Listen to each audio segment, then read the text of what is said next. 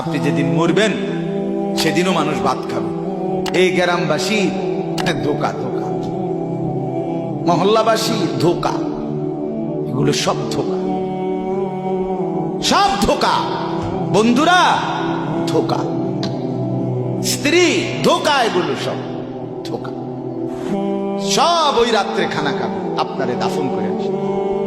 আরো বেশি খাইব মানুষের ঘরের থেকে যাইতে আইনা ভাত খাওয়া। আও সারাদিন কাঁদছেন আপনি, শরীর দুর্বল হয়ে যাব খানা না খাইলে।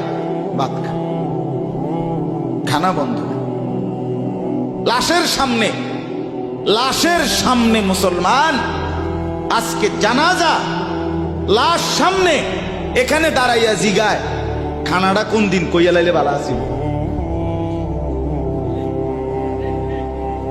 কি আহা আহা, মানুষ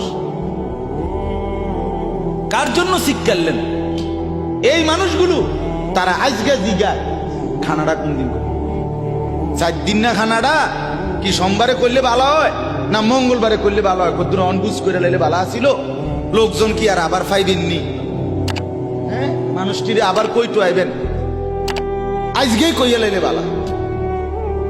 ফলে জানাজার লাশের সামনে দাঁড়াইয়া আগে কইয়ালায় সবাই খেয়াল রেখেন সোমবারে খানা। আহ, এর নাম দুনিয়া, এর নাম, এর নাম দুনিয়া। এই জন্য দুনিয়া বড়ই স্বার্থ, এটা রাক্ষস, শুধু গিলে খায়, তৃপ্ত হয়, তৃপ্ত হয়। সেদিন আমি এক কুটিপতির বাড়িতে গেছি, অনেক বড় সম্পদশালীর বাড়িতে গিয়া তার বাসায় বাথরুমে গেছি। দেখি যে বাথরুমের যে দরজা, দরজার যে সিটকারি লাগায়, সিটকারিটা আছে, কিন্তু সিটকারিটা যেটার মধ্যে লাগায় ছোট্ট বল্টু একটা, এটার মধ্যে লাগায় যেটার মধ্যে এটা নাই। এবারে লাভ হলো কি, কিদের মধ্যে লাগায়, কথা বুঝছেন না? লকটার এই ছোট ইয়াটা যেটার মধ্যে লাগায়, আর এটা নাই। তা নাই বের হয়ে বললাম, হা ভাইয়া, এরই নাম দুনিয়া। দুনিয়া এমন একটা না একটা থেকেই যায়, সব চাহিদা, সব প্রয়োজন পূরণ হয়, পূরণ। আপনার লাশ যেদিন জানাজা হবে সেদিনও আপনার ঘরের হাজারো প্রয়োজন বাকি থেকে যাবে, বাকি থেকে। পৃথিবী হাসবে ঠিকই, সিএনজিও চলবে, অটো চলবে, সূর্যও ডুববে, চাঁদও উঠবে, রাতও শেষ হবে, দিনও আসবে, কেউ থামবে না আপনার জন্য। আপনি শুধু চলে যাবেন একা কবর, কেউ থামবে না। এরে বাপ, কেউ থামবে না। ছেলেরা আজকে বন্ধুর পাল্লায় পড়ে নষ্ট হয়ে যাচ্ছে। আহ, সমবয়সী বন্ধু তোমার উলঙ্গ ছবি দেখায়া, নর্তকী দেখায়া শেষ করে দিল, তুমি বুঝনা। সমান সমান বন্ধু একসাথে তোমার জুয়ার আড্ডায়, মদের আড্ডায়, নারীর আড্ডায়। আহ, আফসোসের কথা, ভাবতেই শিখে না একজন মানুষ সুস্থ স্বাভাবিক, একজন সতেজ সবল মানুষ, সে কেমনে এত বোকা, নিজেকে ধ্বংস করে। আমি যখন এখন এই মাত্র যে দিদা আসতেছিলাম গাড়ি দিয়া, একটা ছেলে প্রতিবন্ধী, ছোট একদম প্রতিভা, সে দাঁড়াইয়া রয়েছে মাঝখানে, মানে গাড়ির হরনও বোঝে না, কিছুই বোঝে না সে। পর আরেকটা ছেলে ধরে তারে এক পাশ করে দেওয়াতে তারপরে আমার গাড়িটা আসছে এই এখানে। এখন এই ছেলেটা তো অবুঝ হইতে পারে, এই ছেলেটা তো প্রতিবন্ধী, সে তার ভালো মন্দ বুঝে না। কিন্তু তুমি ছেলে সুস্থ সবল স্বাভাবিক যুবক, তুমি কেমনে নিজের ভালোটা বোঝো? তুমি কেমনে নিজের ভালোটা বুঝো না বলে? এত মানুষের জানাজা, কবরস্থান নাই এমন কোন এলাকা আছে বলেন? আপনাদের মহল্লায় কবরস্থান নাই? আপনারা কোনোদিন জানাজা পড়েন নাই? আপনারা লাশ দেখেন নাই? তাহলে জলজ্জান্ত মানুষ আজকে কবরে জনাব হযরত মাওলানা আব্দুল বারী সাহেব, আমার তো পুরা মনে আছে কত সময় আমার কতদিন বয়ান একসাথে দেখছি, ঘুরছি, কথা বলছি। কোথায় হারিয়ে গেল? কোথায় চলে গেলেন? এইভাবে পরিচিত চেনা মানুষগুলো প্রতিদিন হারিয়ে যায়, কবরে চলে যায়। এরপরও কি আমার কলিজার ভিতরে একবারও এই হয়েছিল বেটা আহাম্মক কোথাকার বেটা। জিন্দিগিটাই ছবি, জীবনটাই ছবি, একেবারে যেটা পাও।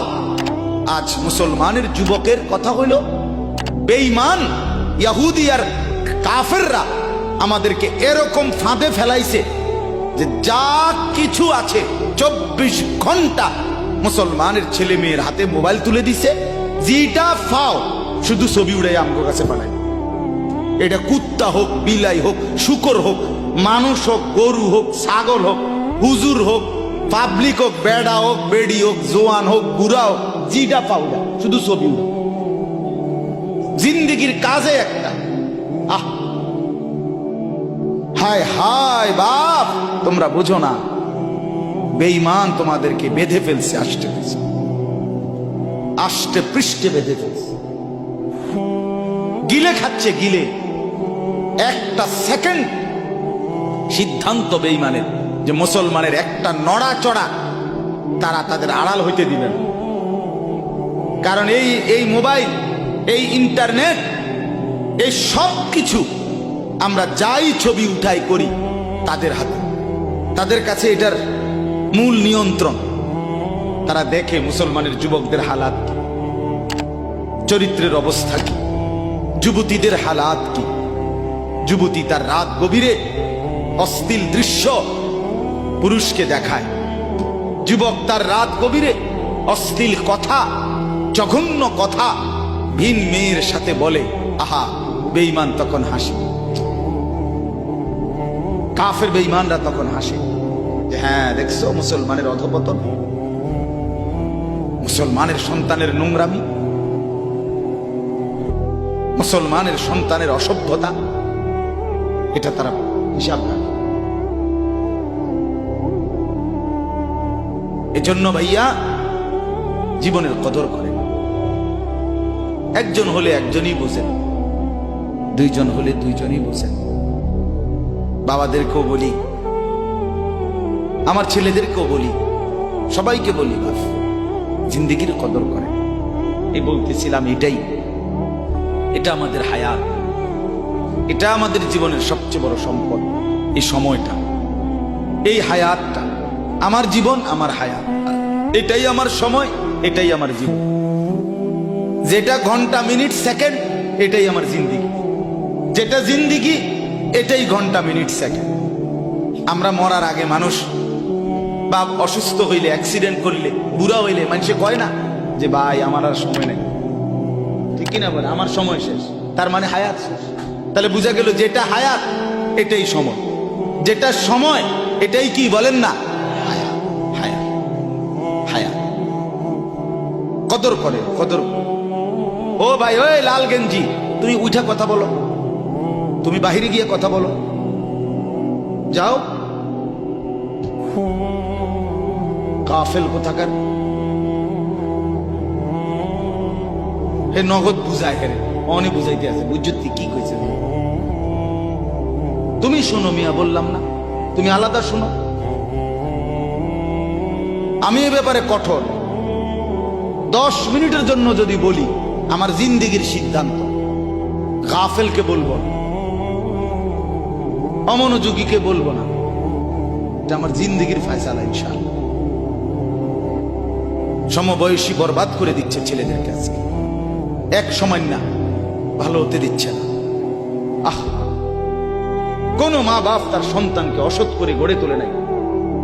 মা তার পেটের থেকে অসৎ সন্তান জন্ম দেয় নাই, পবিত্র সন্তান জন্ম দিয়েছিল। মায়ের বুকের পবিত্র দুধ খাওয়াইছিল, দুধ হালাল পবিত্র। মা পবিত্র এক সন্তান জন্ম দিয়েছিল। পরবর্তী সমাজ, এই সমবয়সী বন্ধু, এই অশ্লীলতার বেহায়াপনার আড্ডা শেষ করে দিস, শেষ করে দিস। চল। কোথায়? ওইখানে দেখছি দুইটা মেয়ে হাঁটতেছে, চল পিছে পিছে হাঁটি। চল। কোথায়? ওইখানে চল, একটু আড্ডা দিয়ে আসি। শেষ। 3টা বাজে বের হইছে, রাত 10টা বাজে ফিরছে।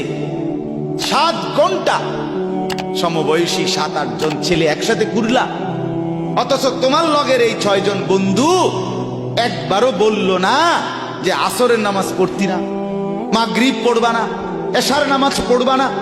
7 ঘন্টায় যেই বন্ধুরা একবারও তোমারে 1 ওয়াক্ত নামাজের কথা বলে নাই, বিশ্বাস করো ছেলেরা, এটা বন্ধু না, এটা শয়তান ছাড়া আর কিচ্ছু না। এটা ইবলিস বেটা, এটা শয়তান, এটা তোরে শেষ করে দিবে।